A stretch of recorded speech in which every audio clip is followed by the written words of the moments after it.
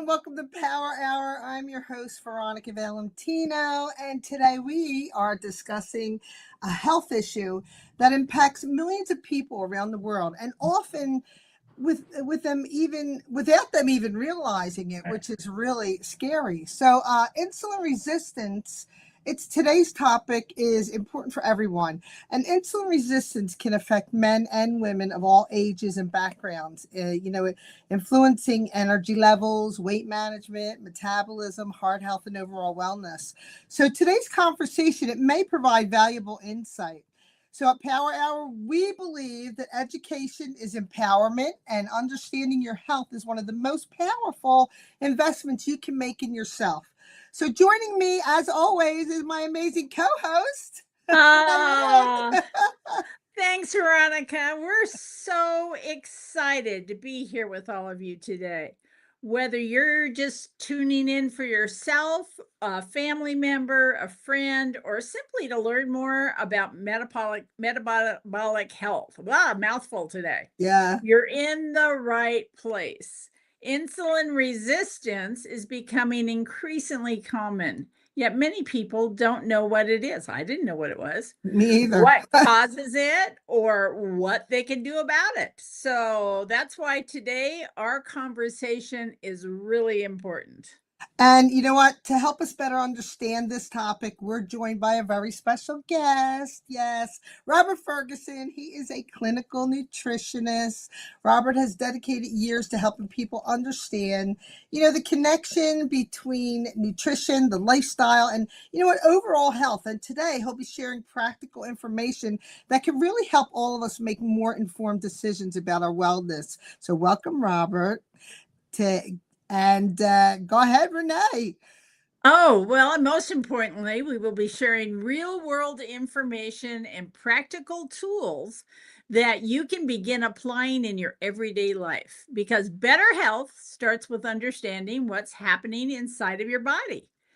In addition, this is not a fasting blood sugar, and Robert will discuss the difference.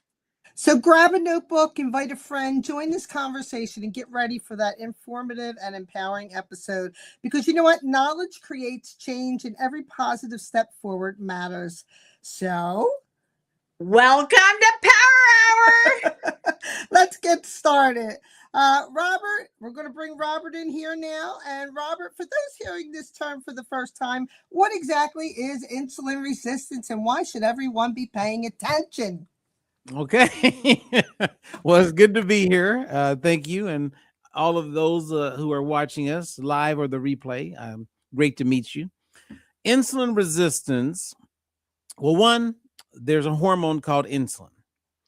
Insulin is an anabolic hormone, so it's primarily known for growth, or plays a role in for growth, right? Insulin as a hormone, it comes out of our pancreas. It's primarily known for getting sugar out of the blood and into our cells, which could be fat cells, muscle cells, right? Liver cells. And because you don't want a lot of sugar just mounting up in circulation. So that's what it's primarily known for. And that's why when you hear insulin, people tend to think of sugar, and then they think of diabetes. And oftentimes people think that insulin has nothing to do with me. But then again, as you mentioned, metabolic health, metabolic syndrome, or metabolic X, which was like the first name that became real popular with all the things that fell into metabolic health.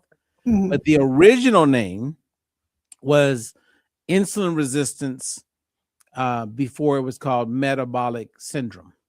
Oh, okay. So insulin and the resistance to it, meaning your cells are not responding as well, is metabolic health. So everything and all things that touch on metabolic health, insulin is playing a role. And if you have insulin resistance, which most people do, then, and there's different degrees of insulin resistance, it can make losing weight more difficult. It can be a driver for predicting cardiovascular risks, from blood clots to strokes to heart attacks. It's like usually the precursor, if you will. Before you have high blood pressure, you had insulin resistance first. Before you were a type 2 diabetic, you had to have had insulin resistance. Otherwise, it would not be a type 2 diabetic. Mm-hmm. If you have PCOS, a lot of young women are wanting to get pregnant. They discovered this. Well, that's insulin resistance of the ovaries. So insulin resistance is talked about, but if we were to bring on some of your friends who are nurses or Mm-hmm. doctors, they weren't heavily trained on insulin resistance. They came into it where the focus was primarily around sugar. And that's why most of them are knowledgeable of like fasting glucose readings and not necessarily fasting insulin readings. Interesting. So it's just not part of it. And the same as if you went back and looked at your lab work for the last 30 years, you won't see that your doctor took your fasting insulin.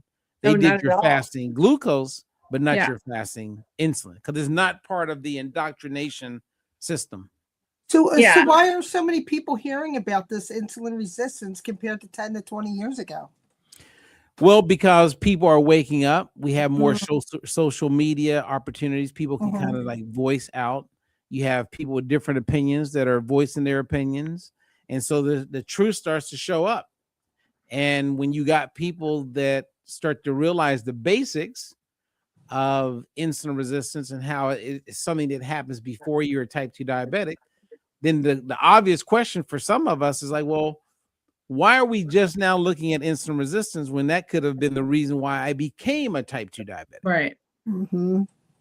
You know, erectile dysfunction, which a lot of men, I know you guys have covered it in some of your shows, Yeah. but a lot of men are living with that and they think it's all about uric acid and a few other things. But the reality is insulin resistance is their main driver for that. And if Right. you don't fix the insulin resistance, you never fix the erectile dysfunction. So can someone have insulin resistance and not know it? You know, what might be the early signs? I would say most people don't know it. Most people, I would think I so did. Yeah. too. Yeah, like most people have no clue that they have it. Yeah, And wow. and this is not my opinion, right? So we look at like where's that coming from? What's the source, Robert? Well, the source is that Tufts University came out a few years ago and they reported that over 90% of all adults in the United States and Canada are living with some degree of insulin resistance. And Wow. about 4 years before that, the University of North Carolina, Chapel Hill, they said 88% of all adults. So if 90% of all adults have some level of insulin resistance and no one's doing anything to treat it, that's a problem. I was never tested for it. And about 3 months ago, I asked my provider, my main provider, if she would write me a prescription to get it done. She goes, "That's so unnecessary. You've been a diabetic for all these years, and blah blah blah blah blah." And I said, "Well, I would still like to have the test." And she goes, "I'll do it this one time, but I don't want to, don't make a habit of it," kind of a thing. And I was really surprised that that was her reaction. Well, I guess maybe I'm not surprised because the doctors seem to react just the way I don't think they should react. But I was just amazed. Anyway, it's been sitting at Quest. I haven't gone down there to get it yet. I've had a lot of other tests that they've done in the doctor's office, but that one I have to go down and just go down and do it down there. So, Well, I am going to make a point of getting that done this week. I would throw this out there for discussion also is that when you go to your doctor and you ask for that test and it wasn't their recommendation, many times their ego gets bothered by that. Like they're the doctor. Who are you to ask them to do some test that if they thought it was necessary, they would have said, "Hey, we're going to do this test." But it has nothing to do with that. It's like, dude, you're not looking at the things that I just happen to be aware of. And if I can fix insulin resistance before I'm a type 2 diabetic, then that means I'm never a type 2 diabetic. Right. Exactly. Right. If I could fix my insulin resistance before I'm a 59-year-old woman and I feel like I can't lose weight because of menopause and all kind of other stuff, it's insulin resistance is why you're having a difficult time losing weight. And if you don't address that and fix it, which is fixable for most people, right, then you're just going to be going from one doctor to the next, and the doctors you're going to, they don't know any better. Hmm. You know, like I know an OBGYN where I live. She unfriended me recently on Facebook because she, again, these people they get caught up in their feelings, and she knows she's compromised because the only way she makes money is selling a lie. That's the only way she can make it work, is to sell a lie. Yeah. And I've noticed lately, like some of these people that I've met, especially like in direct sales and supplements and all that kind of stuff, these people get offended when you call them on their crap. Right. Right? Because you're selling something that's not even real because you're compromised. You're making money, so you're going to keep selling it. Yes. Even We've though got you know you're coming anyway, in too, Robert. We've got questions coming in. Kay is asking, what's the difference between insulin resistance, pre-diabetic, and type 2 diabetes? Okay. So type 2 diabetes is, the way we look at it today, is when your blood sugar levels are elevated. Your hemoglobin A1C is the common test, the gold standard, is above a certain percentage. I think 6.4, then that's a sign that you're a type 2 diabetic. And all that means when you're type 2 diabetic is that you're insulin resistant. Your cells are not responding to your natural insulin that's produced from your pancreas. And so your pancreas has to push out more and more and more insulin to force the sugar out of the blood into the cells. That's insulin resistance. That's also type 2 diabetes. Gotcha. Right before that stage is pre-diabetic. So you can turn it around then, but you have signs of insulin resistance. So you cannot be a type 2 diabetic if you didn't first have insulin resistance. You cannot be pre-diabetic unless you first have insulin resistance. And insulin resistance is when the cells are not responding to the insulin. There's a breakdown in communication. So if you think of the pancreas as sending a text message to someone, that's the insulin. The text message goes out. If the cells are responding or the person responds, they'll respond quick. When there's a gap in how fast they respond, that means there's a little resistance taking place. That's insulin resistance. The cells are lagging in their response. But when you were much younger, the cells responded. Well, now that the cells are becoming resistant, they don't respond as fast and they're not as efficient. That's insulin resistance, and that affects everything that's going wrong in your body. Oh, that's so amazing, Robert. Miguel is asking, what foods assist with insulin resistance? Well, I wouldn't say, remember, the cell is not being responsive. So this is what, like, you know how you read articles and they talk about cell signaling? Right. Like there's communications taking place among your cells. Like when you hear people talk about peptides are a string of amino acids together that sends a signal to the cells, and the cells get the signal and they activate certain things inside of the cell. But if the signal is gummed up and it's not communicating very well, then that messes with the signal. So the peptide wouldn't even be that effective. But if you go back to the cell membrane, which we talk a lot about, if that's fluid, which means you need enough omega-3s in the cell membrane to be fluid, then that helps with the cells not being as responsive to insulin. That helps with the peptides working. That helps with everything. Right? So some people like Sandy, who you know, she had insulin resistance, but when her cell membrane fluidity improved, it made it where everything worked better and she no longer has insulin resistance. Right. That's so awesome. Yeah. Wow. That really is. So cellular health is real. Yeah. Yep. And you know, that was my hot button, you know that. Mm. That was my, self-fluidity was the thing I got so excited about because I'm one of those people that had trouble doing everything right and not losing weight. And so when we were talking about membrane cell fluidity, that immediately was my light bulb moment. Mm. So, and what a difference that makes. Of course, there's so many other things that affect it as well. I mean, I've lost 30 pounds since I came back from the ER. So, and that's just a few weeks ago, but that's just fluid. That's not, I'm still Mhm. eating the same thing I was eating before. None of that's changed. But it's just so different for everybody. Now, Angela is saying Angela. living proof right here when I didn't know what I didn't know and nothing helped me to lose weight. Boy, isn't that the truth? Yeah. Well, Angela is doing very well now. Her and her husband. It's funny. I did an interview with Angela last week when we talked about she,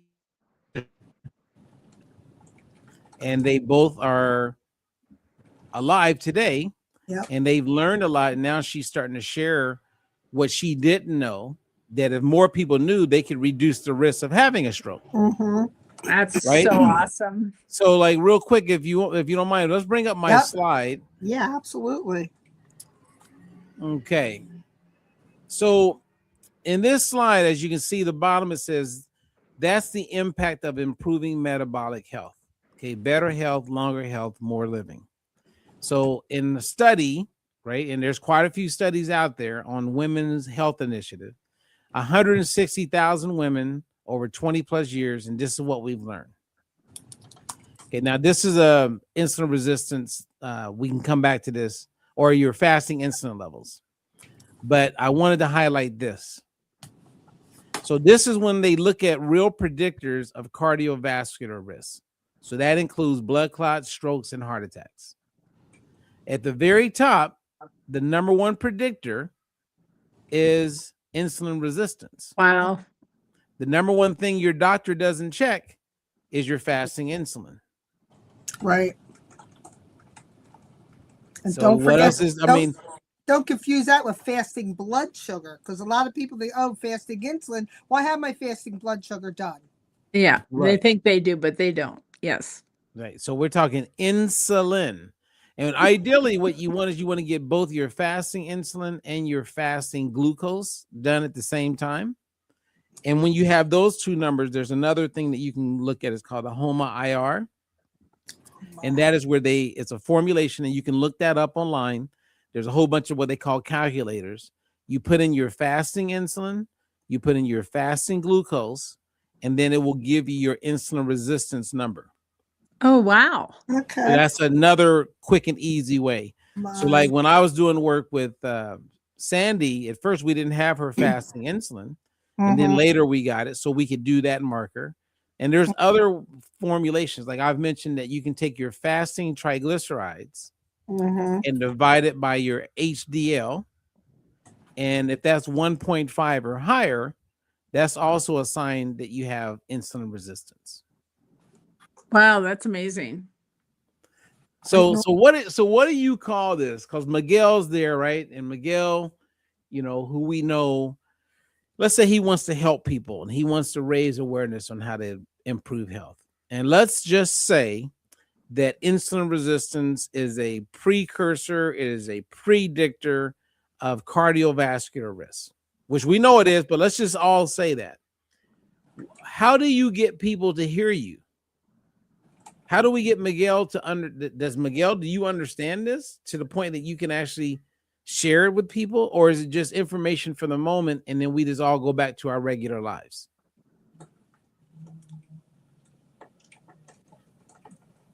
And it's a question for you too. Like, where do you go with this information? We got people listening and they're like, wow, this is interesting. And then that's where it dies. Like what do you do? How do you help other people realize that insulin resistance is something that's probably impacting their health? Well, I think we have to talk about it more so people become aware.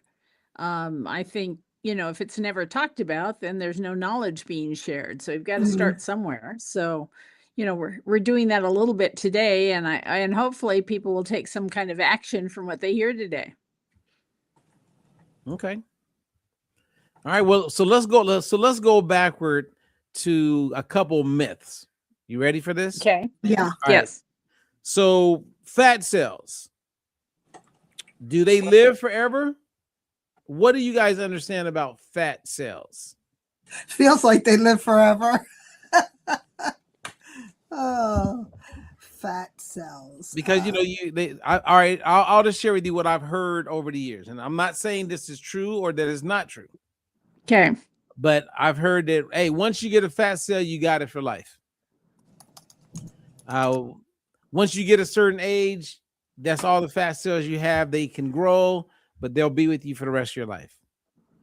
Have you guys ever heard anybody talk about fat cells in any part of that context? That Yes, I've heard people talk about both of those things. Okay. So fat cells are very interesting. We have really tiny fat cells that for the most part stay tiny and they duplicate, they split. And then you have those that get really big, very inflamed. They kind of carry all the sickness, and they're endocrines, right? Like fat cells communicate. There's a whole communication that's taking place with fat cells. Now, the reason I'm bringing up fat cells is that your fat cells, every year, 10% of your current fat cells die. Ooh. Is that a good that sounds good to me? Yeah, they die. And they can get replaced. Okay. Same as like your red blood cells, every 120 days, plus or minus 20 days, then that red blood cell's gone and it gets replaced. Right? So if you want to improve your overall health, I always tell people give it 10 years. Because every fat cell you have right now will not be with you in 10 years and 1 day.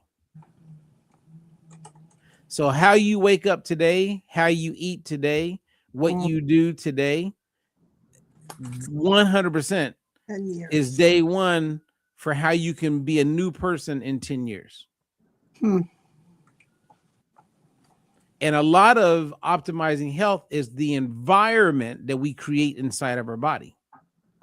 Right? So if you go to the red blood cell, for instance, and it lives 120 days, let's say that on the 121st day it's gone, but it gets replaced. Well, it gets replaced into an environment. If that environment is, let's say, healthier than it was a year ago, then all those new cells come into a healthier environment.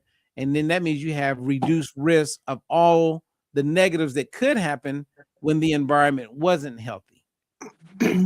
Awesome. Does that make sense? Yes. Love it. And so every day, all of us, if we take it 1 day at a time, we can slowly recreate. Now, some things can't be recreated, right? But once you become aware of what you can do, I think it gives us a renewed hope.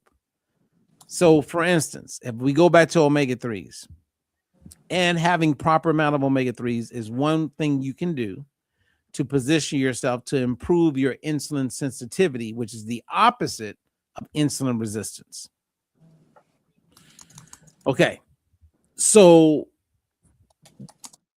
that when you are in your 70s, and this is based on all the neurosciences, your reserves of omega-3s in your brain, DHA and EPA, are not being replenished like they were when you were in your 30s. And that's why that's one of the reasons why you see more and more people in their 60s and 70s that end up getting dementia compared to someone in their 30s. Right. So, and that's just one of the things. And then when they looked at autopsies of people who passed away because of dementia, all of them, not 20%, not 70%, all of them had very low levels of DHA in their brain. Now, I don't know about you guys, but that would tell me that DHA in the brain is kind of important. I would think so. Absolutely. Okay. Absolutely.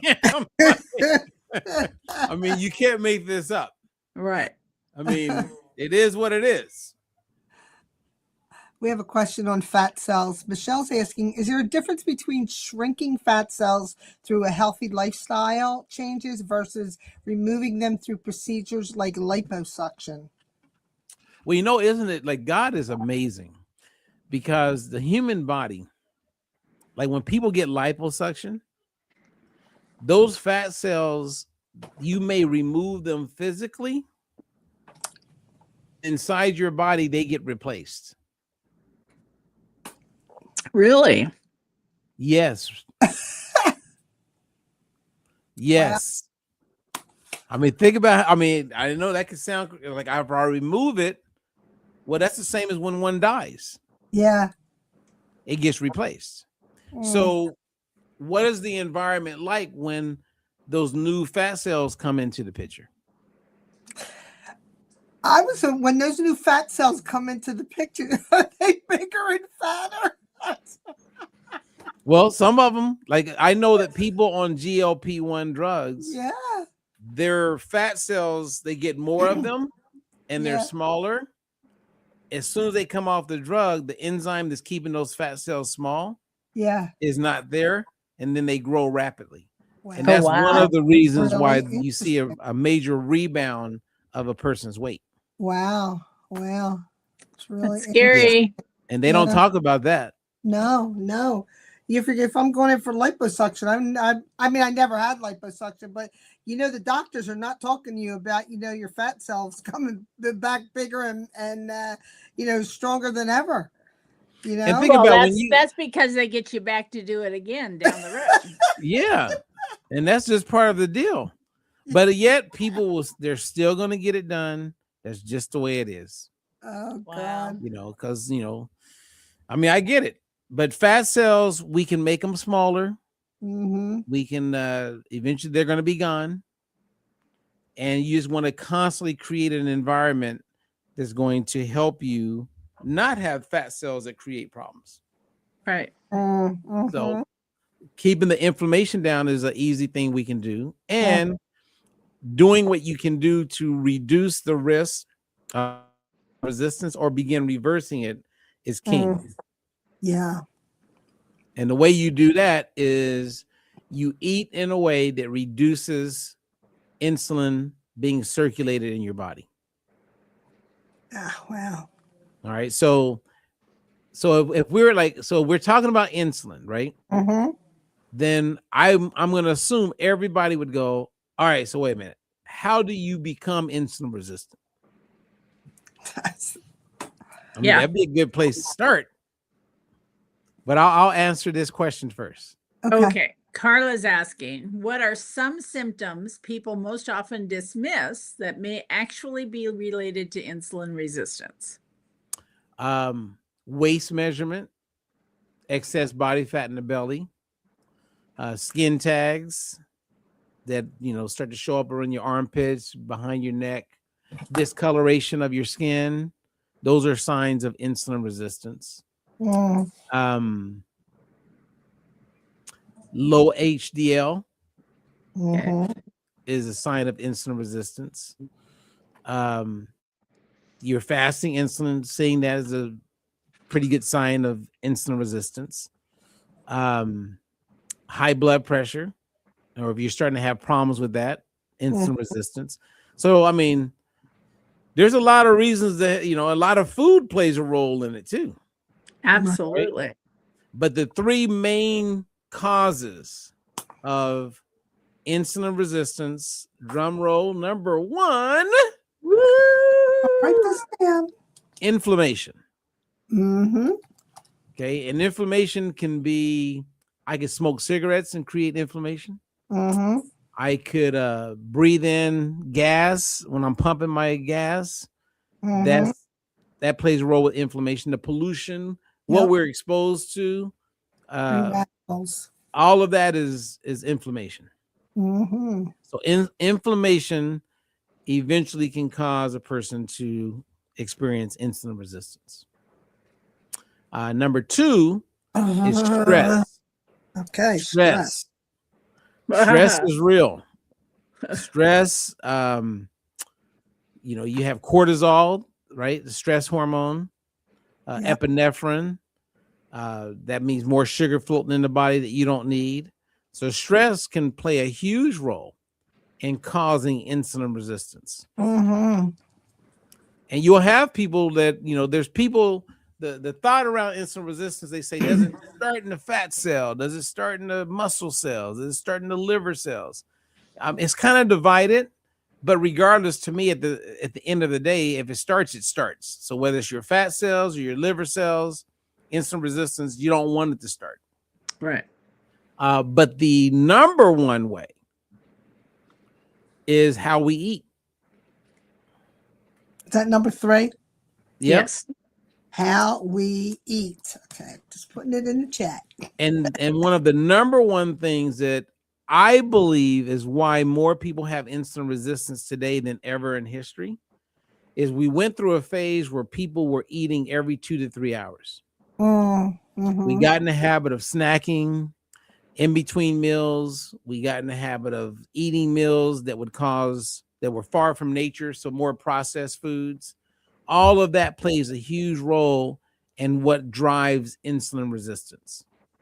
So for all the people right now that are eating every 2 to 3 hours, that's a primary way to cause insulin resistance. Right. Now, here's where we run into problems. You have someone who's hearing me say this, and they're like, yeah, I don't believe that part. And the reason why they're saying that is because they're eating every 2 to 3 hours and they're losing weight. So in their mind, they're like, I'm doing that right now, and I don't have insulin resistance. Mm-hmm. Now, keep in mind, they haven't tested their fasting insulin. Right. They don't know they have insulin resistance or not. I said that eating every 2 to 3 hours is one of the things that can cause insulin resistance. So at the moment, if you're eating every 2 to 3 hours and you're dropping weight, you don't have insulin resistance yet. But if you keep eating that way, you're going to get insulin resistance. And that's not my opinion. This is, I think I have like 19 PubMed abstracts. You can read it for yourself. But people who they have confirmation bias, they've bought into certain things. If it goes against what they are preaching, then they don't want to hear it. He must be talking crazy.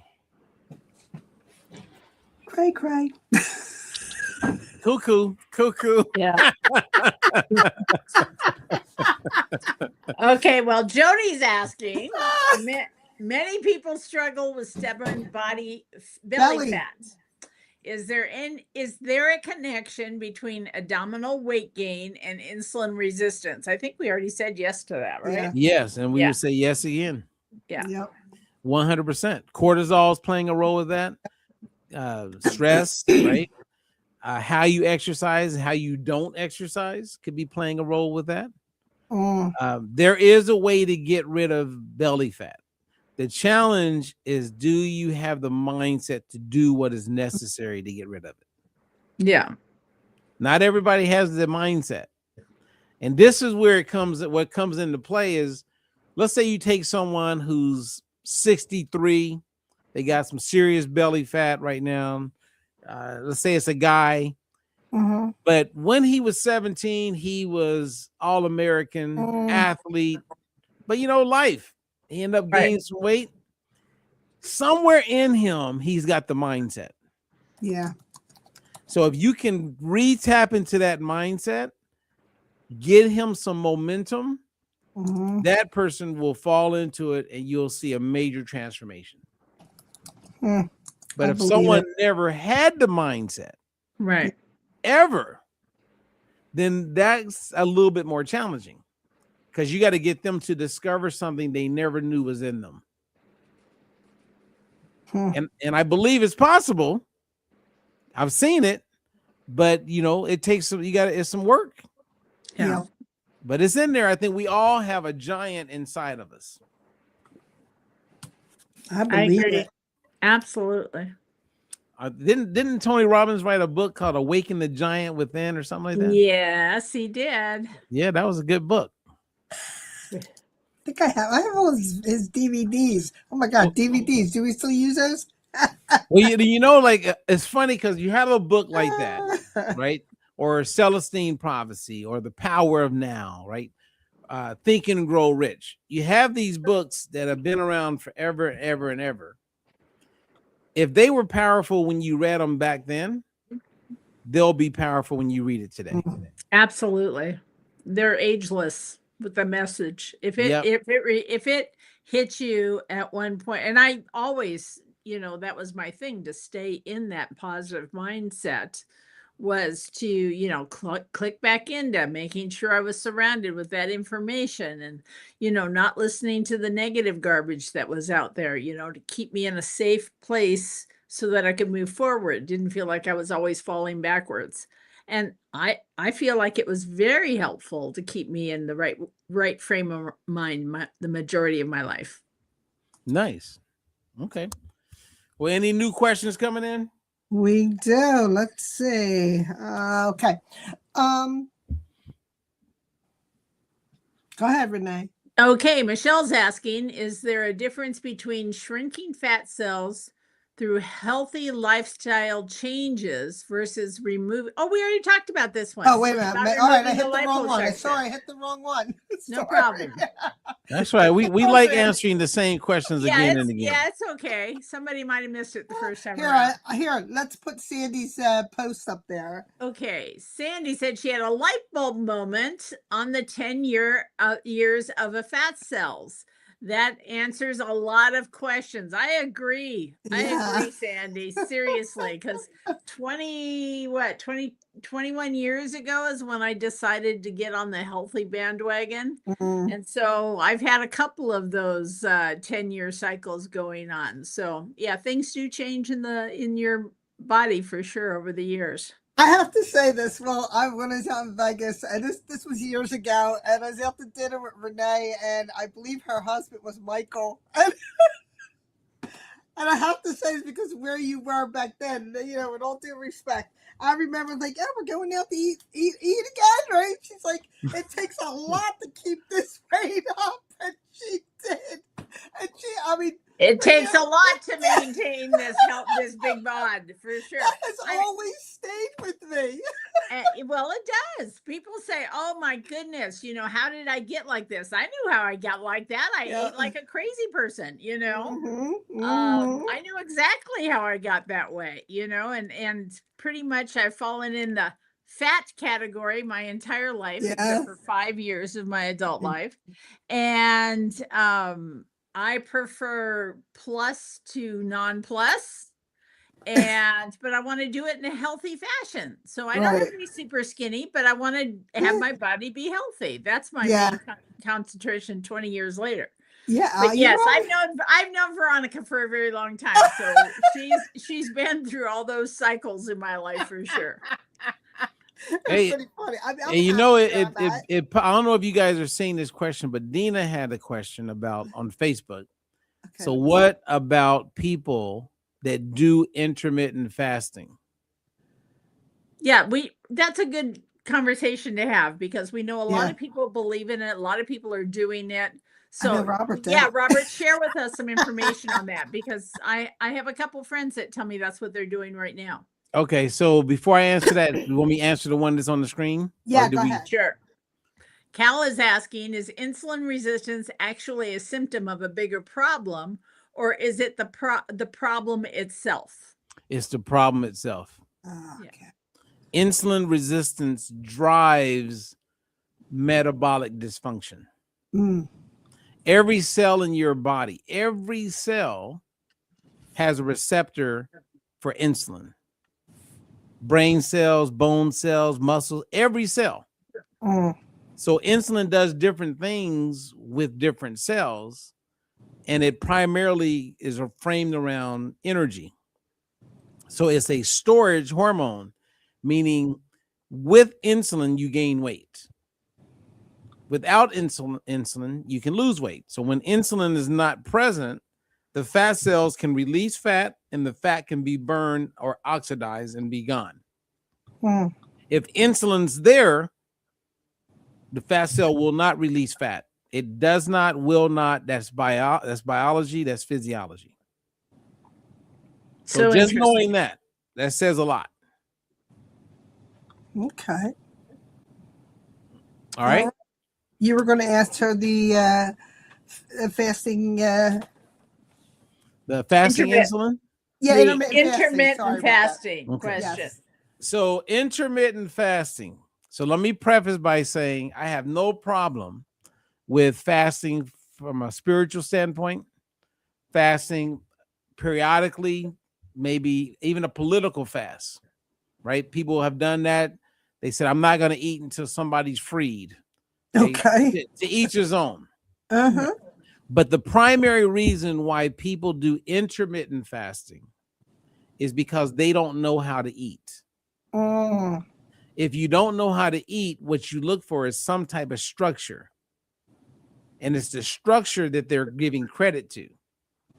Right? So, not to be mean, I need to preface that anytime I use the word ignorant, but people who do intermittent fasting are unaware of how to eat. Yeah. If they knew how to eat, they wouldn't do intermittent fasting. They just don't know how to eat. So you give yourself boundaries and go, I'm not going to eat until 2 o'clock. And that worked for me. Okay. Now let's see in the next, 5 years, if that still works for you, because doctors like Dr. Peter Attia, whole bunch of influencers, 5, 6, 7 years ago, they were pushing intermittent fasting heavy. And none of them are doing it now. And if you're a woman over 50 and you don't trigger mTOR, if you don't even know what mTOR is, that's a sign that you need to stop doing intermittent fasting, because mTOR is a switch that needs to get turned on with your first meal.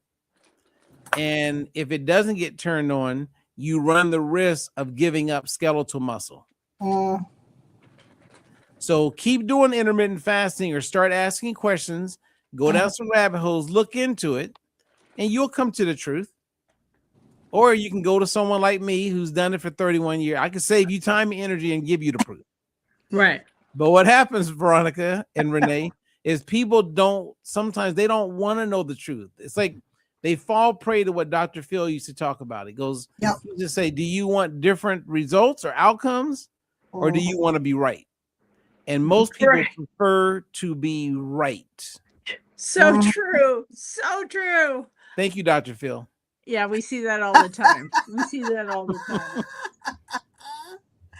Oh, gosh. Okay. Let's see. Terry. Go, Renee.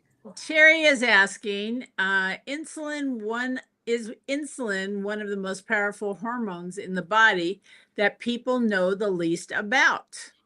It's a very important hormone in the body. Very important. So I put it up there because, the only people who don't have or naturally produce insulin are type 1 diabetics. Right? So they have to inject insulin. And insulin is not a bad thing. It's just we know what it does and how it works. And if you are reckless with your nutrition and your lifestyle, then insulin can put you in a position where you end up having a lot of health problems. Yeah. But if you understand how insulin works, then you can take some steps backward or forward and get it under control, so you reduce the risk of all the negatives that come with elevated insulin. When you were talking about your the three main causes, and you talked about inflammation and stress will kill you, and how we eat, I actually thought you were going to have omega-3 in there, because Dr. Philip Weil, he always says, we're not getting enough of it. So I kind of actually thought that was going to be in there. So what was so say what you just said again. What were the three things that I Oh, as far as what causes Yes. What insulin causes? The resistance. three main Yeah. causes Yeah, of those are the three inflammation. main causes. Yeah, omega-3 would not, or lack of would not be a cause. Well, Would no, not be the when I cause. heard you say inflammation, and I thought you were going to bring in, well, you know, you need those omega-3s. That's why I was let me Yeah, you do, but it wouldn't. clarify. Yeah, but it wouldn't be part of the main cause. Gotcha. Which Gotcha. brings me to we do have a question about the balance oil. So let me bring it up for you because I know it was asked in the on the Facebook post. Janet was asking with omega-3s. You said to fill up a shot glass halfway with water, the rest with omega-3s. But do we not have to take the omega-3 on the weight you are? Okay. Clarify that, Robert. Yes. So what I do is I get my shot glass and I fill it halfway with water. Then I pour a cap full of the oil in the cap. And I know that that's between 2 and 2.5 teaspoons. Mm-hmm. Then I pour what's in the cap into the shot glass with the water, and then I do the shot. That's how I do it. Now, 2 to 2.5, doing that bottle will last me 30 days. Okay. Right? So if I'm at 2.5, it says on the bottle it'll take you like to 24 servings. So, you know, they always, you know, they never overestimate. So that's probably Right. more like 26. And I know month after month after month that my bottle lasts me 30 days. Mm-hmm. And that's what I want. Now, with my clients, Janet, as a clinical nutritionist, my recommendation has always been everybody do the same and don't go by the bottle. Mm. So I'm not saying the bottle's wrong, because some people, you know, I think the heavier you are, you probably would benefit from 3 to 3.5 teaspoons, which is nothing wrong with that. But you're going to run out. That one bottle is not going to last you a whole month. And when you run out, people get frustrated. Yeah. And that's not good. So what I've seen in over 2 years now is that everyone who does what I'm recommending, whether they weigh 110 pounds or they weigh 220 pounds, everybody is getting really good results no matter what. Yeah. That's what I've seen. So, I mean, I don't know how much do you two take? I'm take- about the cap full. I do a capful. Okay. Less I'm traveling, and then I do 2 capsules. Yeah, same here. But here's my question. When you use your cap, what do you do with the cap after you pour the oil in and stop it from running down the bottle? Okay, so you know what? So Angela, I don't know if she's there, but she did get my attention. She said there's a better way to do it. So I think if you have a shot glass with the little lines in it. Yeah. That's what I do. Okay, Yeah. now is yours. I marked mine with a marker. Okay. So yeah, if you mark it, then you have less waste.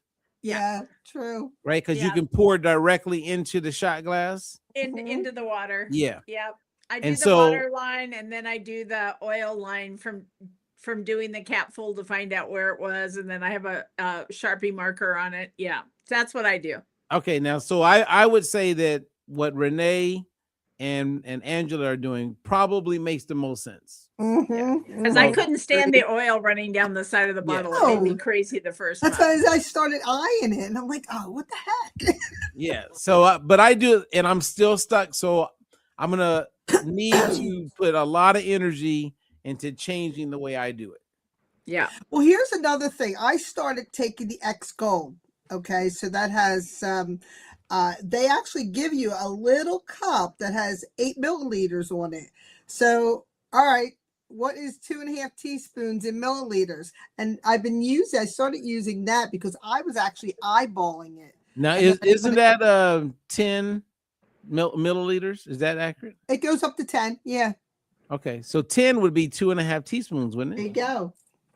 Well, I don't know my milliliters. All right. Well, let's all look into that, and then let's find the consensus. Okay. All right, we have another question for you. All right. Joe is asking, can insulin resistance accelerate aging? Absolutely. Absolutely. I look older now. I looked older 20 years ago than I look now. Yeah, so Wow. I thought that Yeah. too. I feel like I look better today than Absolutely. I did. Yeah. Absolutely. Although if I bring up my one police picture, Well, I mean, yeah, you guys both look, I mean, and I guess what are we basing that on? But you both look very youthful. thank you. Yeah. Thank you very And much. you know I'm not hating because I feel like I look youthful. You Yes, look you And very do too. youthful, You look Robert. great too. because I have some of my friends and I'm looking, I mean, we're side by side. I'm like, dude, How'd what? they get so old? I'm like, what happened? I went to my 50-year high school reunion and it was a room full of old people and I was so I blown know. away. I did the same. I went to my high school reunion. I'm like, oh my God, I didn't even notice that person. They're old, they're wrinkly, they had white hair, they're gray. I'm like, Yeah. okay. I was pretty blown away. I was pretty blown away for sure. Yeah. Now, Gene asked, do you see the question that Gene put in there? Yep. I mean, I got to give Gene props because Gene is Absolutely. a warrior because He's taking it with that water. hey, anyone who does it straight, I take my hat off to Yeah, him. right. I've even gotten used to putting the apple cider vinegar in there too, a teaspoon of that. I did it without one time and it burnt going down. And then I had asked Robert about it and he suggested the water in the shot glass. So I've been doing it that way ever since. But Gene, if you can do that way, more power to you. Yeah, I think you'll find it a little more pleasurable. But then again, I've had people tell me they like that little kick. They like that burn. Yeah. Yeah. Loving the new cartoon photo of you, Gene. You gotta give props to Gene. He does all very cool. behind the He's so scenes awesome. production. I think Gene is on the mission. He's working on something. I can tell he's creating something. I think Renee, didn't we get someone's points back? Someone's results back? Do you want to We share that did. number? We got John's points back, and I'm not remembering right now what his original points were, if they were in the 20s or the 30s, but Yeah. they came back. They're 3.2 or 3.3 to 1. 3.3. Yeah. 3.3 to 1, which is amazing. I'm so excited for him. And I was noticing it still says semi-balanced. And I noticed his omega-6 number was still real high, was still in the red, but everything else was in green or yellow. So Nice. very interesting, but I was so happy to see that. So Robert, do you have any other slides that you would like to share with us? Yeah, let's bring my slide back up. All righty, we're gonna bring your slide. Well, I mean, I want to highlight. Spit it out, Veronica. Spit it out. I mean, heart disease is the #1 killer in the United States, actually around the world. Yeah. And so when we look at cardiovascular risk, the #1 predictor is insulin resistance. Second on the list is triglycerides. Third on the list is, I can't even read that.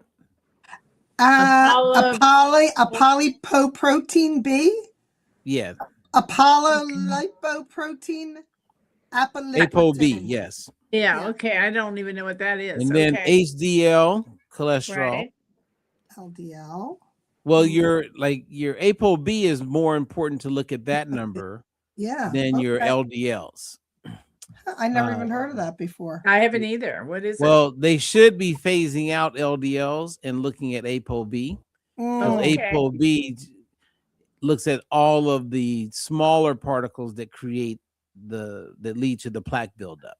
Okay. So it's more of a predictor than LDL. So they're starting to move away from LDL. It's going to be a while because you got a lot of mature doctors been there for a long time and they're kind of stuck in their ways. And then you have LDL, and then at the very bottom you got inflammatory biomarkers. Well, most people aren't looking at inflammatory biomarkers like a C-reactive protein until there's some other real problems happening. A lot of bad stuff going on. Yeah, a lot of bad stuff. Yeah. So when you check for your inflammation markers, that means that there's a whole bunch of negatives taking place, and that means that there's already smoke. Yeah. Right. So if there's already smoke, then that means you've had a fire for a while. And that's not a good thing. Right. So The point that I would highlight with everybody is look at that and then look at that. So LDL, Yeah. a lot of people are looking at that, losing sleep at night. Doctors putting them on statins because of the LDL and not even talking about their insulin resistance. That's really sad. Very sad. Yeah, I'm so glad we're talking about this today. I think it's so important to bring focus Wow. to, well, to bring focus and clarity to people so that they understand what to look for. How can you make a difference if you don't have any information? So, Robert, we, really appreciate all the information that you always bring to us.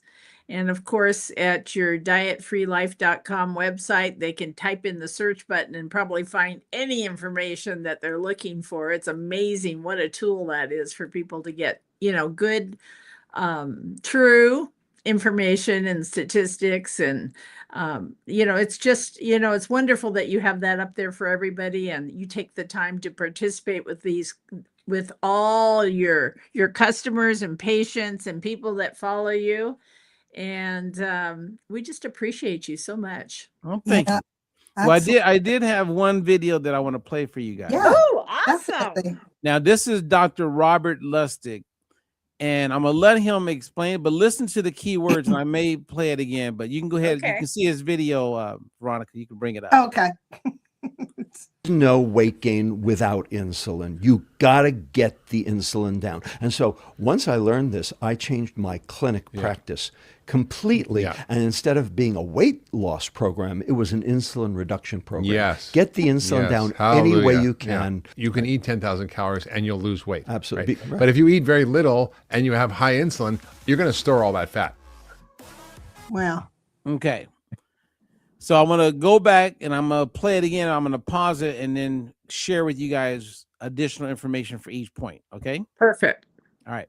There is no weight gain without insulin. Okay. Without insulin, you cannot gain weight. Wow. Now, he later makes a comment. They didn't go into detail, but if you took a type 1 diabetic, Mm-hmm. and that type 1 diabetic, you don't inject insulin, he or she could eat 2 large pizzas and not gain a pound because insulin is not present. Insulin must be present in order for weight gain to take place. That is so interesting. They don't make it. Right. And so Right. unless you inject it, you Yeah. don't have it. So you could eat whatever. Now, your mind will probably go, well, is that a good thing? And I would go, well, not really, because that means there's a lot of sugar just floating around in your body and nothing to get the sugar out. So you could go into coma. Right. You could have ketoacidosis. You could die. Mm-hmm. So yeah, you may not lose weight. I mean, you may not gain weight, but you're going to probably die because you got too much sugar just building up in your circulation. Yeah. Wow. Huh. So you need insulin to gain weight. So Right. the goal is, how do I reduce it? So in an experiment I'm doing right now with about 20 people, I have them focusing on, like we're on day 8 today, the ones who started a week ago, and everybody's losing weight. And the shift that I have them doing is to keep insulin down, reduce the insulin. So they're eating in a way that they're reducing the insulin. And I think the first week we got one lady's down like 12 pounds, a lot of people down 5 pounds, 3. These are Wow. all people who were stuck. Mm-hmm. So I have them doing, it's an experiment. So it's an experience for them. It's an experiment for me. I needed 20 people. I got them. And it's been very interesting. I was going to ask you if that was the same as the 8-week diet. No, it's different. The main difference is that the 8-week is based on 8 weeks. Mm-hmm.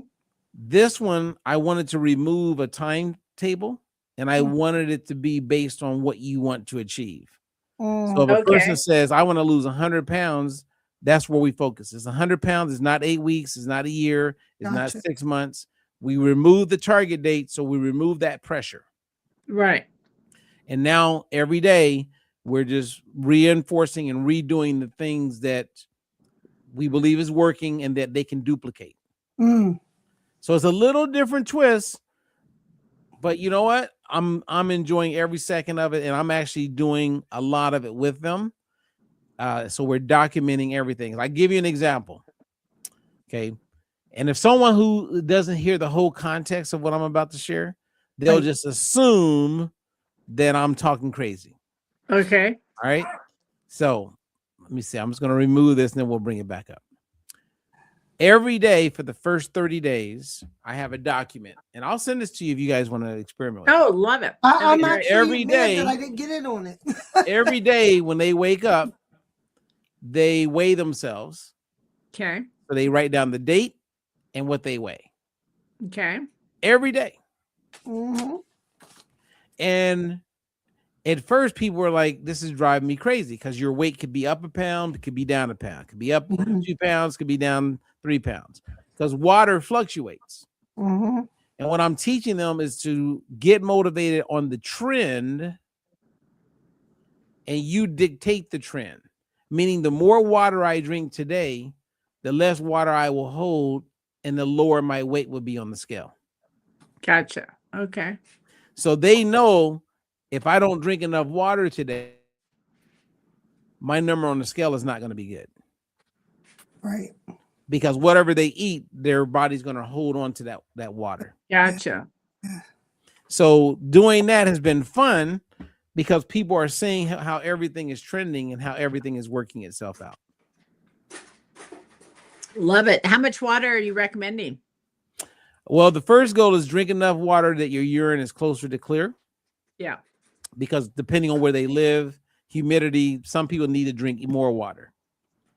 So, and if they weren't drinking much water, but they drink an extra cup the next day, then that's 100% improvement. Mm. So the goal Gotcha. is like, let's make improvements, let's hang on to it, and let's take it to the next day. Got it. All right. So Yeah. now let's bring back up the video, and we're gonna finish with Dr. Robert Lustig. No All weight right. gain without insulin. Okay, so we know that. Any questions about the insulin? There is no weight gain without insulin. Okay. You got to get the insulin down. And so once I learned this, I changed my clinic practice completely. Yeah. And instead of being a weight loss program, it was an insulin reduction program. Yes. Okay. You guys hear that? Yeah, makes Yep. sense. Insulin it's- reduction program. Instead of focusing on just even calorie reduction, let's focus on insulin reduction. Mm. That changes everything. Because then you want to go like, so what foods cause insulin to go up? Right. Then I'm going to avoid those foods. Mm-hmm. So something that's highly processed causes insulin to go up. Yep. So we start eating closer to nature. And that changes the game. Okay, so I'm going to let it continue. Get the insulin Yes. down any way Hallelujah. you Yeah. can. You can eat 10,000 calories and you'll lose weight. Absolutely. right? Right. But if you eat very little and you have high insulin, you're going to store all that fat. Exactly. Because when insulin is present, you cannot lose weight. Even when they take fat cells and they put them in petri dishes, Mm-hmm. the fat cell needs calories, right, in order to stay its size. And if you starve the fat cell will get smaller, right? Now, insulin doesn't have calories. So if I starve the fat cell and I put a dab of insulin in the petri dish, the fat cell will not get smaller. Wow. So even if you starve it, so insulin is where the focus needs to be. Right. And it's mind-blowing, right? Because if you address the insulin, you help so many other things. That's amazing. Oh man, I didn't get in on that now. Yeah, I mean, fun times. You know what I mean? Like it's but I'll send you guys what I've shared with them. That'd be great. Oh would love to have it. Well, okay. You know what? As usual, Robert, we're always, so grateful that you're here with us every Monday, and we enjoy having you here with us because we learned so much with you. And you know what? We look forward to next Monday. So we're just automatically inviting you back here, and we're doing it weekly. But before you leave, I just want you to, since we had a couple questions on the balance oil, and we talked about that, give me a short excerpt for balance oil, and we will let you go for the day. Well, you know what? It's funny. I did a talk earlier. Balance oil at this moment in time, it's the number one best product everybody benefits from. Mm-hmm. That's not my opinion. And that's why, like, when someone says they're in the health and they learn about balance oil Mm-hmm. and they still don't take it, they're not in the health. You can't, I mean, sir, you cannot be, because there's a test. Yep. Right. And the test tells you everything. So I love it because it removes opinions. It removes us being in our feelings. It removes everything. And you got a lot of people, think about it, they're taking supplements. They don't know if it's working. No. And most people, like I did a thing on magnesium last week. And I was like, you know what? Should I be supplementing with magnesium? This was like the question that I asked myself one day. And I was like, and that's why I was looking at the Zeal, and I was looking at different products, because Zeal has a lot of stuff in it, but it doesn't have magnesium. But I love all the B vitamins that Zeal has. And I was like, something's telling me to try this Zeal out. And, because I believe I'm getting almost everything that I could benefit from, but some of the things I may not be getting. And if I got more of it, it wouldn't be a problem. So I know that, right? But the question I had was magnesium. Yeah. So then I was like, okay, what am I eating? So I just looked at what I'm eating. Yep. And I looked at typical breakfast, typical lunch, typical dinner. I was close to 500 milligrams of magnesium. Wow. Just in the food that I eat. So that helped me go, I don't need no supplement, no magnesium. Mm-hmm. I'm getting it through food. Yep. So that ruled that one out, right? So there's no need for me to take magnesium supplement because I know I get it through the foods that I eat. So that's how I look at balance oil. Mm-hmm. Balance oil fills a nutritional gap, the complete reverse, because people are not getting enough omega-3s through the foods they're eating. Mm-hmm. And then we can back it up by doing a test. Absolutely. Agreed. So, you know what I mean? Like, so you can't get around balance oil. No. Nope. However you want. And the people who don't take it, that means that they're not really going after real health. They're stuck on, maybe they only take supplements that they make money selling. Yeah. Maybe that's it. I don't know. All right. As usual, an amazing Power Hour podcast this afternoon. And you know what? We look forward to you being back here next week with better health through clarity. I think you were talking about supplements on that one. We would love for you to talk to us about that as well. So if you want to join us back here next week, well, let's do it. You know what? Let's do it. You guys want to take a look at Zeal next week? Yeah, we could bring it on. That'd be good. Let's do it. I think it'd be good for all of us is to go through Zeal. Okay. Because that's my new addition to a supplement that I'm taking. Okay. All right. Okay. All right. I knew his battery was. No, I'm still here. I'm still here. I made it. Well, you did make it through us. So we will see you here next week, same place, same time, with an addition, our clinical nutritionist, Mr. Robert Ferguson. I hope everybody has a great evening and an even fabulous week. So we will talk to you later, and I'll talk to everyone. Have a great day. Have a super day, everybody.